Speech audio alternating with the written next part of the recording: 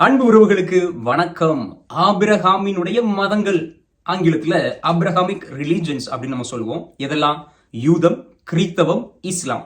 இந்த மூன்று மதங்களும் எப்பொழுது, ஏன், யாரால், இன்னைக்கு ஏன் இவ்வளவு பிரச்சனைகள் உலகம் முழுவதும் அப்படிங்கிற எல்லாவற்றையும் இந்த காணொலியில மிக தெளிவாக பார்க்க போகிறோம். அன்பு மக்களே, நம்முடைய வழிவழி பக்கம் ஃபாதர் வளனரசு அப்படிங்கிற இந்த வழிவழி பக்கத்திற்கு புதிதாக நீங்க வாரீங்க அப்படின்னாலும், அல்லது இதுவரைக்கும் சப்ஸ்கிரைப் பண்ணாம நம்முடைய வழிவழி பக்கத்தை பார்த்துட்டு இருந்தாலும் கண்டிப்பா சப்ஸ்கிரைப் பண்ணிக்கோங்க. உலகத்தில் உள்ள பல வரலாறுகள், நம்முடைய கத்தோலிக்க திருவை, விவிலியம், புனிதர்கள், இன்னும் பல்வேறு கோணங்களில் உங்களுக்காக பல விடயங்களை தந்து கொண்டே இருப்பதுதான் இந்த ஃபாதர் வளனரசு வழிவழி பக்கம். வாங்க காணொலிக்குள்ள போகலாம். அன்பு மக்களே, இது ஒரு வரலாற்று சம்பந்தப்பட்ட காணொளி. அதனால sit, relax and get information அப்படிங்கிறத மனதில் வைத்துக்கொண்டு பொறுமையா இந்த வரலாற்றுக்குள்ள நம்ம நுழைவோம். இந்த காணொலியுடைய கடைசியில இந்த மூன்று மதங்களுக்குமான வேற்றுமைகள், எதனால இன்னைக்கு உலகத்துல இவ்வளவு சண்டை, போர் அப்படிங்கறத எல்லாவற்றையும் குறித்து இந்த காணொலியுடைய கடைசி பாகத்துக்குள்ள நம்ம பார்க்கலாம். முதல்ல வரலாற்று காலத்தின் அடிப்படையில நம்ம இந்த மூன்று மதங்களையும் நம்ம பார்ப்போம். முதலாவது உருவான மதம் எது அப்படின்னா யூதம். இந்த யூத மதம் எங்கு உருவானது அப்படின்னு சொல்லி பார்த்தீங்க அப்படின்னா மெசபதோபிய நாகரிகம் அப்படி என்று சொல்லப்படுகிறது. எந்த பகுதி அப்படின்னா உங்களுக்கு தெரியும், ஏறக்குறைய அந்த மத்திய மிடில் ஈஸ்ட் அப்படின்னு நம்ம ஆங்கிலத்தில் சொல்றோம் இல்லையா, அந்த பகுதிகளில் தான். இந்த பகுதியில ஊர் அப்படின்னு சொல்லி ஒரு ஊர் இருக்கிறது. அங்குதான் ஆபிரகாம் என்பவர் வசித்துக் கொண்டிருக்கிறார். அன்பு மக்களே, வரலாற்று ஆசிரியர்களை பொறுத்தவரையில விவிலியத்துல ஆபிரகாமுக்கு முன்னாடி இருக்கிற எல்லாமே ப்ரீ ஹிஸ்டாரிக். ஆபிரகாமில் இருந்து வரக்கூடிய நிகழ்வுகள் தான் ஹிஸ்டாரிக். இது நம்ம முதல்ல நல்லா தெரிஞ்சுக்கணும். அப்ப இந்த ஆபிரகாமுடைய காலம் என்ன அப்படின்னு சொல்லி பார்த்தோம்னா ஏறக்குறைய 2000 இருந்து 3000 ஆண்டுகள் கிறிஸ்து பிறப்பதற்கு முன்பாக என்று சொல்லப்படுகிறது. அப்ப அந்த ஊர் என்ற ஊர்ல பிறந்த ஆபிரகாம் திடீரென்று பாலைவனத்துக்கு வருகிறார். கடவுளால் தேர்ந்தெடுக்கப்படுகிறார். அந்த எல்லாம் நிறைய பேருக்கு தெரியும், தெரியாதவர்களுக்காக நம்ம சொல்லுவோம். இந்த மூன்று மதங்களுமே பாலைவனத்தில் உருவான மதங்கள் தான். இந்த பாலைவனத்தில் அவர் நின்று பார்த்து கொண்டு இருக்கும் பொழுது வானத்தை பார்க்கிறார். வானத்தில் இருக்கிற விண்மீன்கள் எல்லாம் பயங்கரமா ஜொலித்துக் கொண்டு இருக்கின்றன. உன் சந்ததியினரை இந்த வானத்து விண்மீன்களைப் போலவும் இந்த மணலைப் போலவும் நான் பெரிய இனமாக்குவேன் அப்படின்னு சொல்றாரு. அவருக்கு 2 மகன்கள், நிறைய பேருக்கு தெரியும். ஒன்னு சாராவுக்கு பிறக்கிறது, இன்னொன்னு ஆகாருக்கு பிறக்கிறது. ஈசாக்கு, இஸ்மாயில். இந்த இஸ்மாயில், ஈசாக்கு இவர்களின் வழிமரபுல தான் அடுத்த 2 மதங்கள் உருவாகுகின்றன அப்படிங்கிறது எல்லோரும் சொல்கிறார்கள். குறிப்பாக வரலாற்று ஆசிரியர்களும் சொல்கிறார்கள். ஈசாக்கு வழிவந்ததுதான் கிறித்தவம் என்றும், இஸ்மாயில் வழிவந்ததுதான் இஸ்லாம் என்றும் சொல்லப்படுகிறது. அன்பு மக்களே, இதன் பிறகு இவர்களுடைய வழித்தோன்றல்ல மிக முக்கியமான ஒரு நபராக நம்ம பார்க்கக்கூடியது யார் அப்படின்னு சொல்லி பார்த்தீங்கன்னா யாக்கோபு. இந்த யாக்கோபினுடைய 12 புதல்வர்கள் தெரியும். அந்த 12 புதல்வர்களும் 12 குலங்களாக இஸ்ராயல் மக்களாக மாறுகிறார்கள். இந்த 12 குலங்களும் அதன் பிறகு எப்படி எகிப்தில் அடிமையானாங்க, அங்கு இருந்து மோசே அப்படிங்கிற மிகப்பெரிய ஒரு இறைவாக்கினரை கொண்டு மீண்டுமாக அவர்கள் எப்படி பாலஸ்தீனம், கானான் தேசம் அல்லது வாக்களிக்கப்பட்ட நாடு அல்லது கடவுளுடைய பிராமிஸ்ட் லேண்ட், தேனும் பாலும் பொழிகின்ற அந்த கானான் நாட்டிற்கு அவர்கள் எப்படி வந்தார்கள் அப்படிங்கிற எல்லா விடயங்களும் நம்ம விவிலியத்துல வாசிக்கலாம். குறிப்பாக பழைய ஏற்பாட்டில் வாசிக்கலாம். அந்த மக்களை அதன் பிறகு இந்த யூத மதம் எப்படியெல்லாம் இருக்க வேண்டும் என்பது அவர்களுக்கு கொடுக்கப்படுகிறது. அங்கு மீண்டுமாக மோசேயிடம் கடவுள் மிக தெளிவாக சொல்கிறார், நானே கடவுள், நீங்கள் என் மக்கள். யூத மதத்தை பொறுத்த வரைக்கும் ஒரே கடவுள் என்கின்ற கோட்பாடுதான். அந்த கடவுள் மட்டும் தானா அப்படின்னா இல்ல. அதன் பிறகு 10 கட்டளைகள் கொடுக்கப்படுகிறது. மோசே இறைவாக்கினரின் மூலமாக நீங்க எதெல்லாம் சாப்பிடணும், எதெல்லாம் சாப்பிடக்கூடாது, எந்த பண்டிகை எல்லாம் கொண்டாடணும், எதெல்லாம் கொண்டாடக்கூடாது அப்படின்னு சொல்லி எல்லாவற்றிற்கும் ஒரு சட்டங்கள் வகுக்கப்படுகின்றன. இவர்களை பொறுத்தவரையில கடவுள் கொடுத்த சட்டம், இதை எப்படி பின்பற்றுகிறோம் அப்படிங்கிறதா யூத மதம் முழுக்க நிரம்பி இருக்கிறது. இன்று வரை நம்ம அதை பார்க்கலாம். இந்த யூதர்களில் மிகப்பெரிய அரசராக போற்றப்படக்கூடியவர் தாவீது, மிக ஞானமிக்கவராக போற்றப்படக்கூடியவர் சாலமோன் அப்படிங்கிறது நம்ம எல்லோருக்கும் தெரியும். அன்பர்களே, இவர்கள் மிக அதிகமாக முக்கியத்துவம் கொடுத்த ஒரு இடம் எது அப்படின்னா எருசலேம் தேவாலயம். அங்கு அந்த தேவாலயத்தை சுற்றிதான் இவருடைய அரசியல், இவருடைய சமூக பொருளாதார எல்லாமே நிறைந்திருந்தது அப்படிங்கிறதையும் நம்ம பல காணொலிகளை பேசியிருக்கிறோம். மீண்டுமாக சொல்கிறேன், இவருடைய heart of the religion, the heart of the society, the heart of the economic integration எல்லாமே இவர்களுக்கு எங்க இருந்தது அப்படின்னா அந்த எருசலேம் ஆலயத்தை மையப்படுத்தி தான் இருந்தது. அதனாலதான் யாரெல்லாம் இவர்கள் மீது போர் தொடுக்கிறார்கள் அவர்கள் முழுக்க அடிக்கிற இடம் எது அப்படின்னா அந்த எருசலேம் ஆலயம். இன்று ஈரான் இஸ்ராயல் வார் நடந்துகிட்டு இருக்கு இல்லையா, இதே ஈரானிய மக்கள் தான் ஒரு காலத்துல பாபிலோனியர்கள் அல்லது பெர்ஷியர்கள் என்று அழைக்கப்பட்டார்கள். இவர்கள் இந்த இஸ்ராயல் மக்களை அந்த ஆலயங்கள்லாம் உடைத்து மீண்டுமாக இரண்டாவது முறையாக அடிமை நிலைக்கு அவர்கள் அழைத்து செல்லப்பட்டார்கள் அப்படிங்கிற எல்லாத்தையும் நம்ம பைபிள்ல வாசிக்கிறோம். இன்னொரு நாள் நம்ம காணொலியில யூத மதத்திற்கும் இந்த பாபிலோனியர்களுக்குமான அந்த தொடர்பை குறித்து நம்ம இன்னொரு காணொலியில பேசுவோம். அன்பு மக்களை, மீண்டுமாக இவர்கள் அவர்களுடைய நாட்டிற்கு வாரார்கள். யாருடைய துணையோடு அப்படின்னு சொல்லி பாத்தீங்கன்னா அதே பாபிலோனியர்கள், அந்த பெர்ஷிய மன்னனுடைய துணையோடு மீண்டுமாக அவர்கள் உள்ள வந்து தங்களுடைய ஆலயத்தை கட்டி சீரமைக்கிறார்கள். ஏறக்குறைய இதெல்லாம் 2000 ஆண்டுகள் ஹிஸ்டரியாக இருக்கிறது. இன்னைக்கு வரைக்கும் இந்த யூத மதம் அப்படிங்கிறது எப்படி இருக்கிறது அப்படிங்கிறது உங்களுக்கு தெரியும். ஏறக்குறைய உலகம் முழுவதும் கணக்கிட்டு பார்த்தால் 1 கோடியிலிருந்து 1.5 கோடி யூதர்கள் தான் இருப்பார்கள் என்று கணக்கு சொல்கிறது. ஆனால் இந்த 1.5 கோடி யூதர்கள் தான் இன்னைக்கு மொத்த உலகத்தையும் ஆட்டி படைத்துக் கொண்டிருக்கிறார்கள் அப்படிங்கிறது உங்களுக்கு தெரியும். ஏன் வல்லரசு த நம்பர் 1 கண்ட்ரி அப்படின்னு சொல்லி எல்லா நாடுகளையும் புகுந்து அரசியல் செய்து கொண்டு அதிலிருந்து பிழைத்துக் கொண்டிருக்கிற அந்த ஏகாதிபத்திய அமெரிக்க நாடு கூட இவர்களுடைய கண்ட்ரோல்ல கட்டுப்பாட்டுல தான் இருக்குது அப்படின்னு சொன்னா அது மிகையாகாது. ஆக அன்பு மக்களே, இதுதான் இவர்களுடைய ஒரு சின்ன வரலாறு. இப்போ அப்படியே நம்ம கிறிஸ்தவத்துக்குள்ள வருகிறோம். கிறிஸ்தவம், இந்த யூத மதம் முழுக்க முழுக்க காத்து கொண்டிருந்தது யாருக்காக அப்படின்னா, ஒரு மெசியா வருவார். மெசியா என்றால் மீட்பர், எங்களை ரட்சிக்கக்கூடியவர், எங்களை இந்த ரோமானிய அரசிடம் இருந்து காப்பாற்ற ஒருவர் வருவார் அப்படின்னு சொல்லிட்டு. அன்பு மக்களே, வரலாற்றுல முதல்ல இஸ்ராயல் மக்கள் யாருக்கு அடிமையாக இருந்தார்கள்? எகிப்துக்கு அடிமையாக இருந்தார்கள். இரண்டாவது பாபிலோனியர்கள், பெர்ஷியர்கள் என்று அழைக்கப்படக்கூடியவர்கள், அந்த பாபிலோனியர்களுக்கு அடிமையாக இருந்தார்கள். மூன்றாவது அவர்கள் ரோமானியர்களுக்கு அடிமையாக இருந்தார்கள். ஏறக்குறைய இப்பொழுது கிறிஸ்து பிறக்கின்ற காலம், கிறிஸ்து பிறப்புல இருந்து தான் கிமு கிபி என்று பிரிக்கப்பட்டது அப்படின்னு சொல்லி நம்ம எல்லாருக்கும் தெரியும். அப்போ முதல் நூற்றாண்டுல யூதர்கள் யாருக்கு அடிமையாக இருந்தார்கள் அப்படின்னா, ரோமானியர்களுக்கு அடிமையாக இருந்தார்கள். ரோமானியர்கள் இவர்களை முழுக்க முழுக்க ஆக்கிரமித்து இந்த நாட்டை காலனியாக வைத்து அவர்களுடைய தலைவர்களை கொண்டு இந்த இஸ்ராயல் மக்களை அவர்கள் ஆட்சி புரிந்து கொண்டிருந்தார்கள் அப்படிங்கிறது நமக்கு நல்லா தெரியும். விவிலியத்தை படித்தவர்களுக்கு எல்லாருக்கும் தெரியும். அகஸ்து சீசர் காலத்தில் இயேசு கிறிஸ்து பிறந்தார் அப்படிங்கிற அந்த வரலாற்று உண்மை நமக்கு தெரியும். இப்பதான் இயேசு வருகிறார். இயேசு தொடக்கத்தில் இருந்தே ஒரு யூதராகவே வாழ்ந்தார், சட்டங்களை கடைபிடித்தார், ஆலயத்திற்கு சென்று வந்தார், அவர்களுடைய தோரா என்ற புனித நூலை கற்று தேர்ந்திருந்தார். இறைவாக்கினர் நூல்கள், சங்கீதங்கள், அதாவது திருப்பாடல்கள் எல்லாவற்றையும் அவர் தேர்ந்து தெளிந்து இருந்தார். இங்கு மக்கள் பல நாட்களாக காத்து கொண்டிருந்த அந்த இறைவாக்கு என்னது? ஒரு கன்னியின் வயிற்றில் ஒரு மகன் பிறப்பார், அவர்தான் எங்களுடைய மெசியாவாக இருப்பார் அப்படிங்கிற பல நூற்றாண்டுகளாக காத்திருந்த அந்த மக்கள் இயேசுவை மெசியாவாக ஏற்றுக்கொள்கிறார்கள். ஒருபுறம் மெசியாவாக ஏற்றுக்கொள்கிறார்கள், ஆனால் மறுபுறம் நிறைய பேர் இயேசுவை ஏற்றுக்கொள்ளவில்லை. வாழ்ந்த காலத்திலேயே உண்மையை சொல்லணும் அப்படின்னா கொஞ்சம் பேர் தான் இயேசுவை இவர் இருக்கலாம் அப்படின்னு சொல்லி ஏற்றுக்கொண்டார்கள். ஏன்னா அவர் போற இடமெல்லாம் நன்மையை செய்தார் என்று விவிலியத்தில் வாசிக்கிறோம். குறிப்பாக காது கேட்காதவர்களுக்கு கேட்க செய்கிறார், கண் தெரியாதவர்களுக்கு பார்வையை கொடுக்கிறார், பேச முடியாதவர்களுக்கு பேச்சை கொடுக்கிறார், தொழுநோயாளிகளை குணமாக்கிறார், ஏன் இறந்தவர்களை கூட அவர் எழுப்பி விடுகிறார். கடலும் காற்றும் அவருடைய சத்தத்திற்கு கட்டுப்படுகின்றது. 5 அப்பத்தையும் 2 மீன்களையும் கொண்டு 5000 பேருக்கு உணவளிக்கிறார். இதையெல்லாம் பார்த்த மக்கள் இவர் மெசியாவாகத்தான் இருப்பார் அப்படின்னு சொல்லிட்டு அவர்கள் நல்லா அப்படியே நம்பி வரும் பொழுது ஒரு சில விடயங்கள் இயேசு பேசுவது, இயேசு சொல்வது எல்லாம் யூத மதத்திற்கு அப்பாற்பட்டு இருக்கிறது, யூத மதத்திற்கு முரண்பட்டு இருக்கிறது. எடுத்துக்காட்டுக்கு கண்ணுக்கு கண் அப்படின்னு சொல்லக்கூடிய யூத மதத்துல இவர் சொல்றாரு, இல்ல நீ உன்னுடைய எதிரியையும் மன்னி அப்படின்னு சொல்றாரு. எல்லாரிடத்திலும் கடவுள் இருக்கிறார் அப்படின்னு சொல்றாரு. உனக்குள்ள இறையாட்சி இருந்து கொண்டு இருக்கிறது அப்படின்னு சொல்றாரு. அகிம்சைக்கு மிக அதிகமான முக்கியத்துவம் கொடுக்கிறார். எல்லாரையும் ஏற்றுக்கொள், எல்லோரையும் அன்பு செய், இந்த உலகத்தில் உள்ள எல்லோரும் கடவுளின் பிள்ளைகள் அப்படின்னு சொல்றாரு. யூத மதம் என்ன சொல்லிச்சு? நாங்க மட்டும்தான் கடவுளுடைய மக்கள் என்று சொன்னது. இவர் சொல்கிறார், இல்ல எல்லாரும் கடவுளுடைய மக்கள், எல்லோரும் இந்த இறையரசுக்கு உட்பட்டவர்கள் அப்படின்னு சொல்றாரு. இப்படி நிறைய விடயங்கள் உண்மையிலேயே இந்த யூதர்களுக்கு மிகப்பெரிய ஒரு தலைவலியை கொடுக்கிறது. எல்லாவற்றிற்கும் மேல அவர் அவருடைய சட்டங்களை கடுமையாக சாடுகிறார். குறிப்பாக சாபத், ஓய்வு நாள் குறித்த சட்டங்களை மிக கடுமையாக சாடுகிறார்.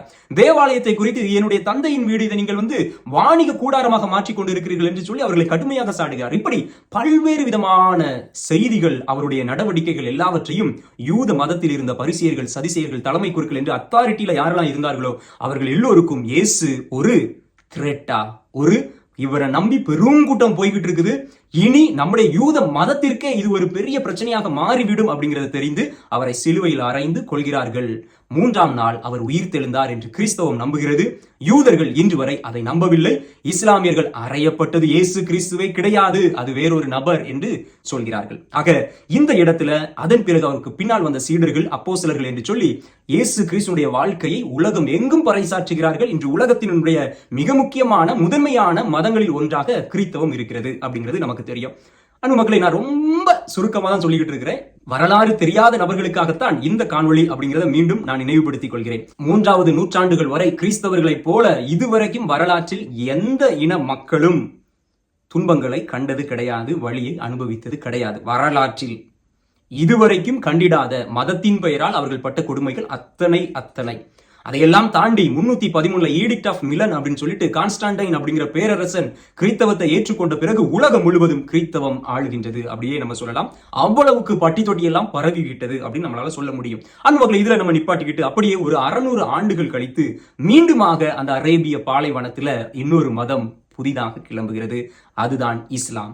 ஏறக்குறைய கிறிஸ்து பிறந்து 600 ஆண்டுகள் கழித்து இஸ்லாம் என்ற ஒரு புதிய மதம் பிறக்கின்றது.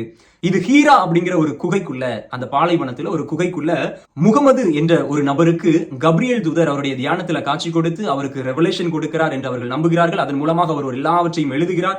எழுதி முடித்து அந்த குரான் என்று நமக்கு தந்திருக்கிறார் அப்படின்னு சொல்லி இஸ்லாமிய மக்கள் இன்று வரை அதை மிக ஆழமாக நம்பிக்கொண்டிருக்கிறார்கள். அன்பு மக்களே, இந்த இஸ்லாம் மதம் மீண்டுமாக அரபிய தேசம் முழுவதுமாக வேரூன்றி பரவுகிறது. எந்த அளவிற்கு இது பரவுகிறது அப்படின்னு சொல்லி பார்த்தோம் அப்படின்னா, இங்க ஐரோப்பாவில் ஸ்பெயின் வரைக்கும் இஸ்லாம் மதம் பரவியது. ஆனா அதுக்கப்புறம் மாறிவிட்டது அப்படின்னு சொல்லி நமக்கு தெரியும். அப்படியே இந்தியா வரையிலும் இந்த இஸ்லாம் எல்லா இடங்களிலும் வேரூன்றி பரவுகிறது. இன்று இஸ்லாம் உலகத்தினுடைய 2வது மிக முக்கிய மதமாக இருந்து கொண்டிருக்கிறது. இவர்களுடைய மிக முக்கியமான புனித நூல் குரான். இவர்களும் தங்களுடைய 5 நேர தொழுகை மற்றும் பல விடயங்கள் மிக சிறந்து இருக்கிறார்கள். இவருடைய ஆண்களும் பெண்களும் இன்று வரை அவருடைய மதத்தினுடைய கோட்பாடுகளை அப்படியே கடைபிடிக்கிறார்கள், அப்படியே அதை பின்பற்றி கொண்டிருக்கிறார்கள். அப்படி என்று நம்மளால அறுதியிட்டு சொல்ல முடியும். இன்று உலகத்தில் எத்தனையோ மதங்கள் தோன்றினாலும் இஸ்லாம் மதம் ஒரு தவிர்க்க முடியாத ஒரு மதமாக இன்று உலக வரலாற்றில் அது நின்று கொண்டிருக்கிறது அப்படிங்கிறத நம்மளால பார்க்க முடிகிறது. அன்பு மக்கள், வரலாற்றை பார்த்த நாம் இப்பொழுது இந்த 3 மதங்களும் எதிலெல்லாம் வித்தியாசப்பட்டு வேறுபட்டு நிற்கின்றன அப்படிங்கிறத நம்ம பார்க்கணும். இதுதான் இந்த காணொளியுடைய முக்கியமான பகுதி. இந்த 3 மதங்களை குறித்து மிக தெளிவாக புரிந்து கொள்ளக்கூடிய பல விடயங்களை இப்போ நம்ம பார்க்க போகிறோம். அன்பு மக்களே, என்ன ஏற்கனவே சப்ஸ்கிரைப் பண்ணிருப்பீங்கன்னு நினைக்கிறேன். பண்ணாதவங்க பண்ணிக்கோங்க, லைக் பண்ணிக்கோங்க. நம்ம இப்போ மீண்டுமாக காணொளியை தொடர்கிறோம். முதலில் the nature of God, கடவுளினுடைய இயல்பை ஒவ்வொரு மதங்களும் எப்படி பார்க்கிறது என்பதை இப்பொழுது நான் உங்களுக்கு சொல்ல இருக்கிறேன். யூத மதத்தை பொறுத்தவரையில கடவுள் ஒருவரே. இது மிகப்பெரிய ஒரு வரலாற்று புரட்சி என்றே சொல்லலாம். ஏன்னா ஆபிரகாமுக்கு முன்னாடி வரையில மக்கள் எல்லோரும் பல கடவுள்களை நம்பிக்கொண்டிருந்தார்கள். குறிப்பாக இஸ்ராயல் இனத்தை தவிர, யூத இனத்தை தவிர மற்ற அனைத்து மக்களும், அவர்களை சுத்தி இருந்த கனானியர்கள், பெலிஸ்தியர்கள், பாபிலோனியர்கள் என்று எல்லாருமே பல மத கடவுள்களை கோட்பாடுகளாக கொண்டிருந்தார்கள். முதல் முறையாக வரலாற்றில் ஒரே கடவுள் என்ற நம்பிக்கையை கொண்டு வந்தது இந்த யூத மதம்தான். அதன் பிறகு இவர்கள் மிக முழுமையாக நம்புகிறார்கள், கடவுளால் மனிதனாக உருவாக முடியாது. There is no incarnation அப்படிங்கிறத மிக தெளிவாக அவர்கள் நம்புகிறார்கள். இப்பொழுது கிறிஸ்தவம் ஒரே கடவுள், ஆனா 3 ஆட்களாக இருக்கிறார். ஒன்று தந்தை, 2வது மகன், 3வது தூய ஆவி. அதனாலதான் நம்முடைய ஆலயங்களை எப்பொழுதுமே தந்தை, மகன், தூய ஆவியின் பெயராலே அப்படின்னு சொல்லுவோம். அதனால நம்முடைய கடவுள் அல்லது கிறிஸ்தவத்தினுடைய கடவுள் என்பது மூவொரு இறைவன் கோட்பாடு. சரிதானே? இங்கு கடவுள் மனிதனாக தன்னுடைய மகனாகவே அவர் உருவெடுத்து வந்தார் அப்படின்னு சொல்லி நம்ம மீண்டுமாக இங்கு மிக தெளிவாக சொல்கிறோம். அப்படியே 3வது நம்ம பார்த்தோம் அப்படின்னா இஸ்லாம்ல மீண்டும் ஒரே கடவுள், அந்த கடவுளினுடைய பெயர் அல்லாஹ் அப்படிங்கறத அவங்க தெளிவாக எல்லா இடத்திலும் எடுத்து இயம்புகிறார்கள். இங்கு நோ இன்கார்னேஷன் இவர்களும் அப்படின்னு சொல்லிட்டு. அந்த மக்களை, இதுல ஒரு சின்ன விடயத்தை நான் உங்களுக்கு பதிவு செய்ய வேண்டும் என்று நினைக்கிறேன்.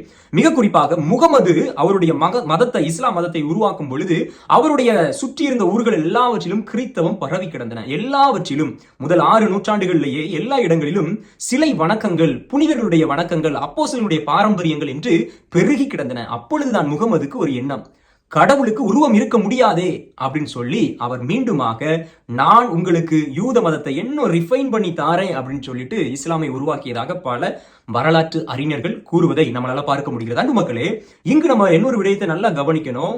கிறிஸ்தவத்தில் இன்று பல சபையை சார்ந்தவர்கள் கடவுளுக்கு உருவம் கிடையாது என்று சொல்வார்கள். ஆனால் முதல் 6 நூற்றாண்டுகளிலேயே அந்த கிறிஸ்து மனிதரானார், உருவமில்லாத கடவுள் உருவம் எடுத்தார் என நம்புவதுதான் கிறிஸ்தவம், இன்கார்னேஷன். அந்த இன்கார்னேஷனை நம்பிய தொடக்க கால கிறிஸ்தவர்கள் எல்லோருமே அவர்களுடைய வீடுகளில், அவருடைய ஆலயங்களில், ஜெப கூடாரங்களில் கிறிஸ்துவனுடைய படங்கள், கிறிஸ்துவனுடைய சுரூபங்கள், அன்னை மரியாதையுடைய சுரூபங்கள், அப்போஸ்தலர்களுடைய பயன்படுத்திய பொருட்கள் எல்லாவற்றையும் அவர்கள் பயன்படுத்தியதால் தான் இன்று வரை கத்தோலிக்க கிறிஸ்தவத்தில் இதை மிக அதிகமாக நம்மளால பார்க்க முடிகிறது. அப்ப இன்னைக்கு யாரெல்லாம் கத்தோலிக்க கிறிஸ்தவத்தில் இருந்து வேறுபட்டு நிற்கிறார்களோ அவர்கள் ஏறக்குறைய இஸ்லாமியர்களுடைய கோட்பாட்டையும் யூதத்தினுடைய கோட்பாட்டையும் இந்த கடவுளை நம்புகின்ற அந்த விடயங்களில் அவர்கள் சேர்ந்து இருப்பது நமக்கு தெரிய வருகிறது. இது ஒரு எக்ஸ்ட்ரா பாயிண்டாகத்தான் நான் இங்கு பதிவு செய்கிறேன். சரி, இதை விட்டுட்டு நம்ம அடுத்த பாயிண்ட்டுக்கு போகலாம். அது என்ன அப்படின்னா, இரண்டாவது வெளிப்படுத்துதல், ரெவலேஷன். இந்த 3 மதங்களிலும் மிக முக்கியமாக வேறுபட்டு நிற்கின்றது. மிக குறிப்பாக யூதேய மதம் ரெவலேஷன் அப்படிங்கிறது கவனண்டல் லா, உடன்படிக்கை சட்டம். மோசேயிடம் அவர் ஏற்படுத்திய, தந்தை கடவுள் ஏற்படுத்திய அந்த கவனண்டல் லா, அதுதான் எல்லாமே. அது எதை சொல்லுதோ அதை தான் நாங்கள் பின்பற்றோம் சொல்லி. ஆனால் இன்று வரையிலும் யூதர்களுடைய ரபிக்கள் அதற்கான இன்டர்பிரேஷன் என்பதை தொடர்ந்து கொடுத்துக் கொண்டிருக்கிறார்கள். அதை மக்கள் ஏற்றுக்கொள்கிறார்கள். யூத மதத்தை பொறுத்தவரையில கவனண்டல் லா, கிறிஸ்தவத்தை பொறுத்தவரையில ஜீசஸ் கிரைஸ்ட், அவருடைய அந்த வெளிப்படுத்துதல், அவர் என்னெல்லாம் சொன்னாரு, அவருடைய சீடர்கள் இன்னைக்கு என்னெல்லாம் பண்ணிக்கிட்டு இருக்காங்க. இன்னும் கத்தோலிக்க திருவை பொறுத்தவரையில கத்தோலிக்க திருவை காலத்திற்கு ஏற்றார் போல இன்டர்பிரேஷனை நமக்கு தொடர்ந்து கொடுத்து வழி நடத்தி கொண்டிருக்கிறது. அதை நம்ம என்ன டீட்டெயிலா போனா அதுக்குள்ள நம்ம இன்னொரு நாள் போகலாம். ஓகே, இப்போ இஸ்லாம் மதத்தை பொறுத்தவரையில என்ன அப்படின்னா குரான். இந்த குரான் என்கின்ற அந்த புனித நூல் தான் இவர்களை பொறுத்தவரையில எல்லாவற்றையும் நியமிக்க கூடியது. இந்த குரான் இவர்களை பொறுத்தவரையில ரெவலேஷன் புக் இதுதான் அப்படின்னு சொல்லி அவர்கள் முழுக்க அதை நம்புகிறார்கள். மேலும் முகமது தான் ஃபைனல் ப்ராஃபட், இறுதியான தீர்க்கதரிசி அப்படின்னு சொல்லி, இறைவாக்கினர் என்று அவர்கள் நம்புகிறார்கள். மூன்றாவது மிக முக்கியமானது ஆஃப்டர் லைஃப், மறுவாழ்வை குறித்தது. யூத மதம் மறுவாழ்வை குறித்து மிக அதிகமாக பேசாது. இந்த வாழ்க்கையை நீ ஒழுங்கா வாழு அப்படிங்கிறத மீண்டும் மீண்டுமாக வலியுறுத்துகிறது. இவர்களை பொறுத்த வரைக்கும் மறுவாழ்வு என்பது உண்டு, ஆனா அதற்காக அதிகமாக அவர்கள் முக்கியத்துவம் கொடுப்பது கிடையாது. கிறிஸ்தவத்தை எடுத்துக்கிட்டோம் அப்படின்னா நமக்கு எல்லாமே இந்த சென்ட்ரல் கோர் டீச்சிங்கே மறுவாழ்வு தான். இந்த உலகம் என்பது டெம்பரரி வேர்ல்டு, மறு உலகம் தான் பெர்மனன்ட் வேர்ல்டு அப்படிங்கிறத மிக தீவிரமாக வலியுறுத்தக்கூடிய ஒரு மதம். இரண்டாவது, நம்ம பாவத்திலிருந்து விடுதலை பெற வேண்டும் அப்படிங்கிறத மீண்டும் மீண்டுமாக வலியுறுத்தக்கூடியதுதான் கிறிஸ்தவம். இந்த மறுவாழ்விற்கு நமக்கு மீட்பராக வந்தவர், நம்முடைய பாவங்களையும் சாவையும் அழித்தவர் இயேசு கிறிஸ்து என்பதை முழுமையாக நம்பக்கூடிய மதம் கிறிஸ்தவம். இப்ப அப்படியே இஸ்லாமுக்குள்ள பார்த்தோம் அப்படின்னா, இஸ்லாம் மீண்டுமாக ரொம்ப தெளிவா ஹெல் ஹெவன் அப்படிங்கிறத தீவிரமாக தன்னுடைய குரான் புத்தகத்துல மிக அதிகமாக எழுதப்பட்டிருக்கின்றன, வெளிப்படுத்துதலை குறித்து எழுதப்பட்டிருக்கின்றன என்பதை நம்மளால பார்க்க முடிகிறது. இவர்களும் வாழுகின்ற காலத்துல நீ செய்த செயல்களை குறித்து தான் நீ பின்னால மோட்சத்துக்கு போக முடியும் அப்படிங்கிறத தீவிரமாக நம்பக்கூடியவர்கள். தி டே ஆஃப் ஜட்ஜ்மெண்ட் அப்படிங்கிறது கிறிஸ்தவத்திலும் இஸ்லாம் மதத்திலும் மிக அதிகமாக வலியுறுத்தப்பட்டிருக்கின்றன என்பதை நம்மளால பார்க்க முடிகிறது. அடுத்ததாக ஹியூமன் நேச்சர். ஹியூமன் நேச்சரை பொறுத்தவரையில யூத மதம் எதை சொல்கிறது அப்படின்னா, ஹியூமன் நல்லதையும் கெட்டதையும் செய்ய அவனுக்கு எல்லா விதமான தகுதியும், is capable of doing good and evil அப்படிங்கிறத மிக தெளிவாக சொல்கிறது. No inherited original sin. Original sin அப்படிங்கிற ஜென்ம பாவம் அப்படின்னு கிறிஸ்தவம் சொல்கிறது இல்லையா, அந்த ஒரிஜினல் சீன் அப்படிங்கிற அந்த கான்செப்ட் யூத மதத்துல கிடையாது. கிறிஸ்தவ மதத்துல ஒரிஜினல் சீன், நம்ம பிறக்கும் போதே பாவத்தோடு தான் பிறக்கிறோம் அப்படிங்கிற அந்த கான்செப்ட் நமக்கு இருக்கிறது. மேலும் கிரேஸ், இறைவனுடைய அருளினால் நம்ம அதை புதுப்பித்துக் கொள்கிறோம் அப்படிங்கிற அந்த ஹியூமன் நேச்சர் அப்படிங்கிறது இருக்கிறது.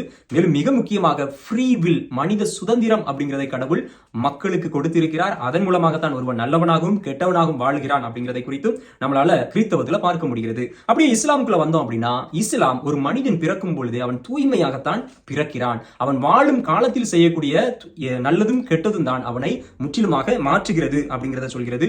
ஃபர்கெட்ஃபுல்னஸ் அப்படிங்கிற ஒரு இன்ஹெரிட்டட் சின் அவனுக்குள்ள இருக்கிறது அப்படிங்கிறத இஸ்லாம் மதம் மிக தெளிவாக சொல்கிறது. அன்பு மக்கள், இதுல ஏதாவது உங்களுக்கு தெரியல அப்படின்னா கீழே கமெண்ட்ல சொல்லுங்க. நான் சுருக்கமா தான் சொல்றேன், என்னால விளக்கமா சொல்ல முடியாது, ஏன்னா மிகப்பெரிய காணொலியாக அது மாறிவிடும் அப்படிங்கிறதுனால சுருக்கமா நான் சொல்லிட்டு இருக்கிறேன். உங்களுக்கு ஏதாவது தெரியல அப்படின்னா கீழே கமெண்ட்ல ஃபாதர் இது என்ன அப்படின்னு சொல்லி நீங்க கேளுங்க. கண்டிப்பா முடிந்தால் நம்ம கீழே கமெண்ட்லயே சொல்லலாம், இல்லைன்னா இன்னொரு காணொலியை நம்ம உருவாக்கலாம். அடுத்ததாக புனித நூல். புனித நூல் அப்படிங்கிறது நிறைய பேருக்கு தெரியும். யூத மதத்தை பொறுத்தவரையில தோரா, ப்ராஃபட்ஸ், அவர்களுடைய இறைவாக்கினுடைய புத்தகங்கள், அதாவது மொத்தமா இன்னைக்கு நம்ம விவிலியத்தில் இருக்கிற பழைய ஏற்பாடு முழுக்க அவர்களுக்கு உண்டு, புனித நூலாக கருதப்படுகிறது. அடுத்ததாக கிறிஸ்தவம் பழைய ஏற்பாடு புதிய ஏற்பாடு என்று சொல்லி 73 புத்தகங்களை தன்பால் கொண்டிருக்கின்றது. இஸ்லாம் மதத்தை பொறுத்தவரையில அவர்களுடைய புனித நூல் குரான் அப்படிங்கிறது நம்ம எல்லாருக்கும் தெரியும். அடுத்ததாக வழிபாட்டு அமைப்பு. யூத மதத்தை பொறுத்தவரையில அவர்களுக்கு சினகாக் அப்படிங்கிற அந்த ஜெபிக்கிற கூடாரங்கள் இன்று வரை இருக்கின்றன. இதனுடைய மிக முக்கியமான அந்த நாள் என்ன அப்படின்னா சாபத், சனிக்கிழமை மாலையில அவர்கள் குடும்பமாக இணைந்து வந்து செய்யக்கூடிய அந்த ஒரு சர்வீஸ். அப்படியே நீங்க கிறிஸ்தவத்துக்குள்ள வந்தோம் அப்படின்னா எல்லா இடங்களிலும் இன்னைக்கு சர்ச்சஸ் அப்படிங்கிறது இருக்கிறது, தேவாலயங்கள் அப்படிங்கிறது இருக்கிறது. நம்முடைய கிறிஸ்தவத்துல மிக முக்கியமானது எது அப்படின்னு சொல்லி பார்த்தோம்னா சண்டே சர்வீஸ், குறிப்பாக யூக்கரிஸ்ட். நற்கருணையை பகிர்தல் அப்படிங்கிறது நமக்கு தெரியும். அடுத்ததாக இஸ்லாம்ல பாத்தீங்க அப்படின்னா நிறைய இடங்கள்ல மசூதிகள் இருக்கிறது. இவருடைய வழிபாட்டு அமைப்புல மிக முக்கியமாக கருதப்படக்கூடியது, ஒரு இஸ்லாமியன் என்பவன் 5 நேரம் தொழுகை செய்ய வேண்டும். அந்த தொழுகை அப்படிங்கிறது மிக முக்கியமான இடத்தை பிடிக்கின்றது. அன்பு மக்களே, இப்போ இந்த 3ல மிக முக்கியமானது இயேசு கிறிஸ்து என்கின்ற ஒரு நபர். ஏன்னா இஸ்லாம் பொறுத்த வரைக்கும் இன்னைக்கு வரைக்கும் இயேசு மீண்டும் வருவார் என்று நம்புகிறார்கள். கிறிஸ்தவம் நம்புகிறது, யூத மதம் அதை நம்பவில்லை. ஏன்னா யூதர்களை பொறுத்தவரையில இயேசு கிறிஸ்து என்பவர் ஒரு சாதாரண நபர் தான். ஆனா கிறிஸ்தவத்தை பொறுத்தவரையில அவர் கடவுளுடைய மகன், ஏன் கடவுளே அவர் தான் அப்படின்னு நம்ம சொல்றோம். இஸ்லாமை பொறுத்தவரையில அவரும் ஒரு தீர்க்கதரிசி, ஒரு இறைவாக்கினர், முகமது நபியை போல அவரும் ஒரு இறைவாக்கினர் அப்படின்னு சொல்லிட்டு இஸ்லாம் மதம் நம்புகிறது. அன்பு மக்களே, இதுதான் இவருடைய ஒற்றுமை வேற்றுமைகள், இதுதான் வரலாற்று நிகழ்வுகள். ஆக மொத்தத்துல எல்லாமே ஆபிரகாமினுடைய அந்த வேர்ல இருந்து வந்ததுதான் இந்த 2 மதங்களும் அப்படிங்கறத நம்ம பார்த்தோம். வரலாற்றுல முதல்ல யூத மதம் வருகிறது, அடுத்து கிறிஸ்தவம் வருகிறது, 600-700 ஆண்டுகளுக்கு பிறகு இஸ்லாம் மதம் வருகிறது அப்படிங்கறது எல்லாவற்றையும் பார்த்தோம். ஏன் இப்போ ஒரே மதத்துல வந்தவங்க இவ்வளவு சண்டை போடுறாங்க அப்படிங்கறத, இந்த வேற்றுமைகளை குறித்து நீங்கள் பார்த்திருப்பீர்கள். இதை தாண்டி என்ன பொறுத்தவரை ஏன் இன்னைக்கு இவ்வளவு சண்டை அப்படின்னா ஒன்னே ஒண்ணுதான், அது அரசியல் காரணம், நிலத்திற்கான போராட்டம். அது தொடர்ந்து நடைபெற்று கொண்டே இருக்கிறது. எருசலேம் அப்படிங்கறத மையம் கொண்டுதான் இன்னைக்கு இஸ்லாம், யூதம், கிறிஸ்தவம் 3 மதத்தினரும் சண்டை போட்டுக் கொண்டிருக்கிறார்கள் அப்படிங்கிறது நமக்கு தெரியும். எருசலேம் அதனுடைய உண்மையான அர்த்தம் தமிழ்ல அதை உருவாக்கணும் அப்படின்னா தி சிட்டி ஆஃப் பீஸ், அமைதியின் நகரம். ஆனா இன்று வரையில அந்த நகரத்தில் அமைதி என்பதே இல்லை அப்படிங்கிறதும் நமக்கு தெரியும். அன்பு மக்களே, முடிந்த அளவிற்கு வரலாற்று நிகழ்வுகளை இன்னைக்கு நீங்க தெரிஞ்சிருப்பீங்க. உங்க பிள்ளைங்களோட அதை சொல்லிக் கொடுங்க. மீண்டும் இன்னொரு காணொலியில நம்ம இணைந்து வருவோம். அதுவரையில விழித்திருப்போம், ஜெபித்திருப்போம். God bless you.